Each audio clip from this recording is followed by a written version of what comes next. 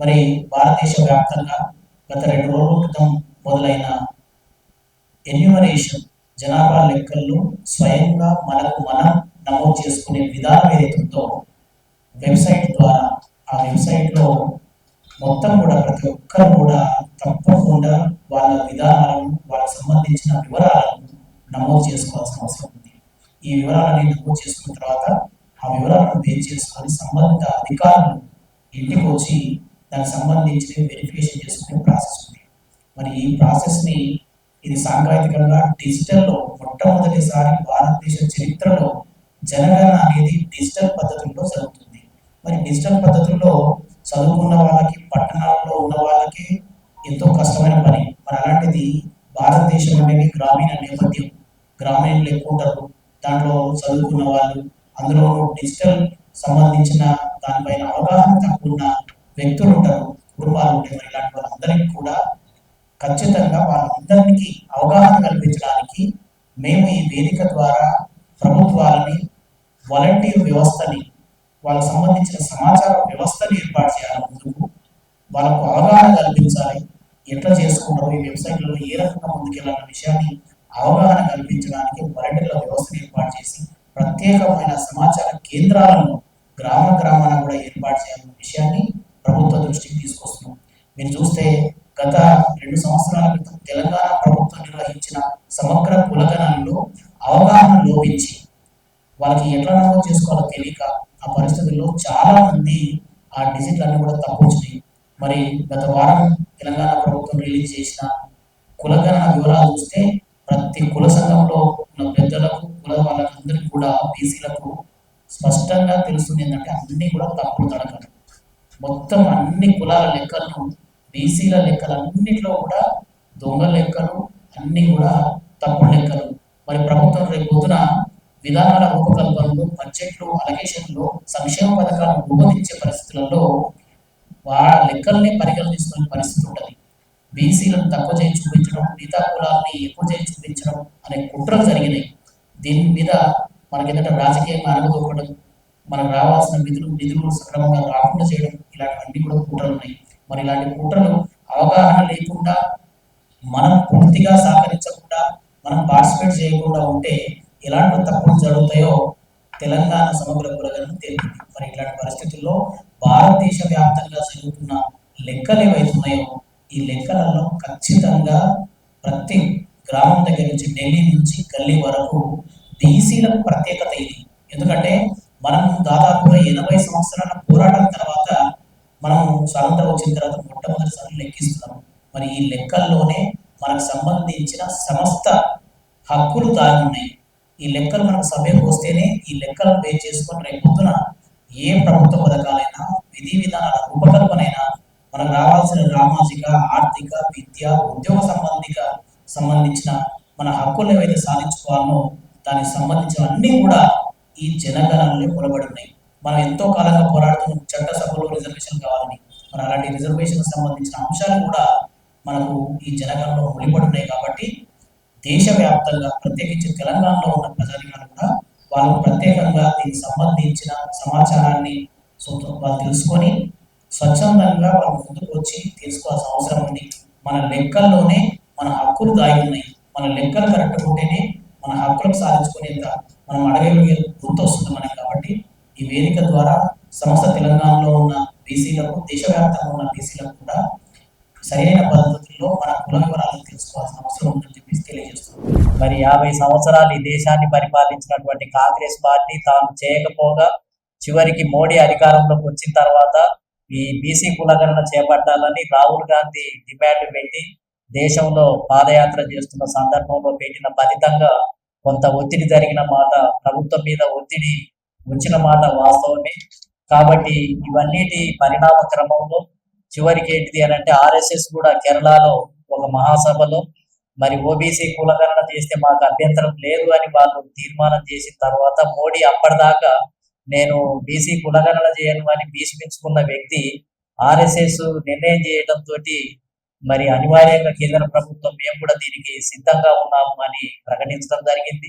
అయితే ప్రకటించిన తర్వాత కూడా ఇది చేస్తారా లేదా మళ్ళీ వెనకడుగు వేస్తారా అనే సందేహం బీసీ వర్గాల్లో ఉంది, బీసీ సంఘాల్లో ఉంది. అందుకనే ఒక్కొక్కరు ఆర్ కృష్ణన్న నేతృత్వంలో అనేక బీసీ సంఘాల నేతృత్వంలో మేము కూడా ఢిల్లీలో ఎందుకైనా మంచిది మళ్ళీ ఎక్కడ వెనకపోతుందో అని జంతర్ మంతర్ దగ్గర దాదాపు 2000 మంది తోటి బీహార్, రాజస్థాన్, యూపీ, తెలంగాణ అన్ని ప్రాంతాల నుంచి మరి పెద్ద మొత్తంలో మార్చి 18వ తేదీన ధర్నా కార్యక్రమాన్ని కూడా నిర్వహించడం జరిగింది.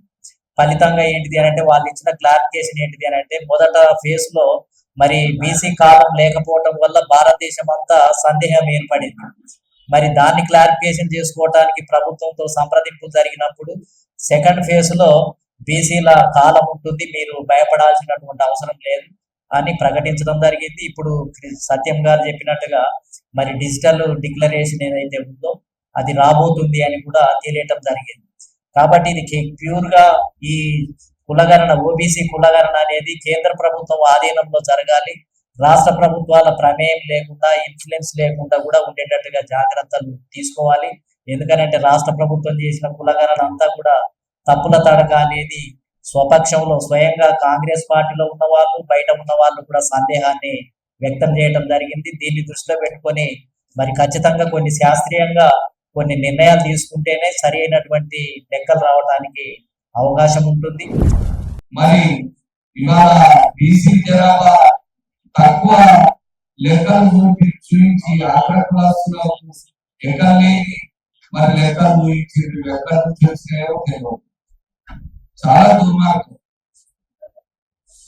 ప్రతి బీసీ బిడ్డ మరి వారి యొక్క సంఖ్యను కోల్పోయే విధంగా మరి ప్రభుత్వం ఏం చేసిందో తెలియదు, అంతా తప్పుల తడక. అందుకోసమని ముందుగానే మన కేంద్ర ప్రభుత్వం నిర్వహించే జనగణనలో కులగణన దీంట్లో మన బీసీ భవిష్యత్తు కూడా నిర్ణయించేదిగా ఉండాలి. ఖచ్చితంగా ప్రతి ఒక్కరు కూడా మరి వాళ్ళ కుటుంబ సభ్యులను ఎంతమంది ఉన్నారో ఎన్రోల్ చేసుకోవాలి. ఖచ్చితంగా బీసీలు వాళ్ళ క్యాస్ట్ కులాన్ని ఖచ్చితంగా రాయించుకోవాలనేది కూడా ఈ సందర్భంగా విజ్ఞప్తి చేస్తున్నాం. ఎందుకంటే మరి లేకపోతే మరి భవిష్యత్తులో మరి బీసీ కులాలకు ఇప్పటికే స్వాతంత్రం వచ్చి 80 సంవత్సరాలు సాగిన మరి బీసీల భవిష్యత్తు అగమ్య గోచరంగా ఉంది. ఏ ప్రభుత్వం వచ్చినా మాటలు చెప్తారు కానీ ఎలక్షన్ బీసీల ఓటు బ్యాంకును వాడుకొని బాగుపడ్డ పార్టీలే రాజకీయ పార్టీలే కానీ మరి బీసీలకు ఒరిగింది ఏం లేదు. చాలా దుర్మార్గం. మరి ఈ ఎమ్మెల్యేషన్ ఖచ్చితంగా మరి బీసీల జనాభా ఎలా మీకు క్యాస్ట్ తో సహా చెప్పుకోవాలి. ఇక్కడ ఒక ప్రాబ్లం కూడా ఉంది.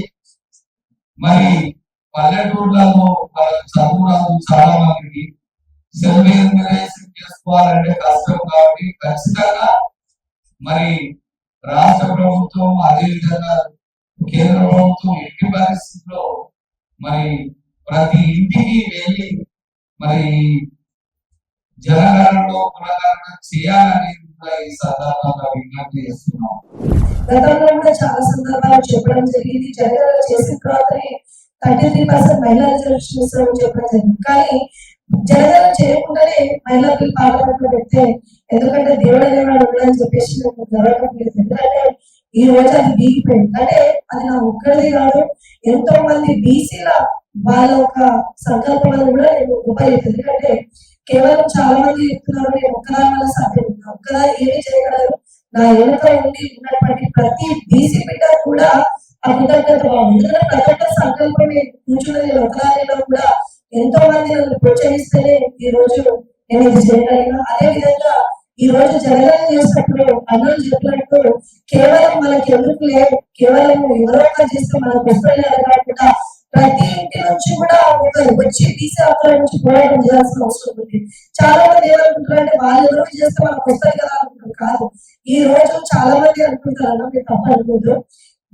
ఎస్సీలలో చైతన్యం ఉంది, ఎస్టీలలో ఉంది, మైనార్టీలో ఉంది, కానీ బీసీలలో చైతన్యం ఉంది కానీ బానిసత్వాన్ని వదులుకోలేకపోతున్నారు ముఖ్యంగా. ఎందుకంటే వాళ్ళు యూనిటీ ఉండడం కాదు, వాళ్ళు ఎంత కొట్టుకున్నా తిట్టుకున్నా కూడా వేరే కులస్తులు వస్తే మాత్రం వాళ్ళు ఊరుకోరు, వాళ్ళంతా యూనిటీగా నిలబడతాం. అదే విధంగా బీసీలలో కూడా చైతన్యం రావాల్సి ఉంది. మొన్నటికి మొన్న ఒక అన్న పైన దాడి చేయడం జరిగింది, వాళ్ళందరూ కూడా చూసారు రోజు బుక్స్ లో ఉండడానికి సప్లై కూడా అన్నది.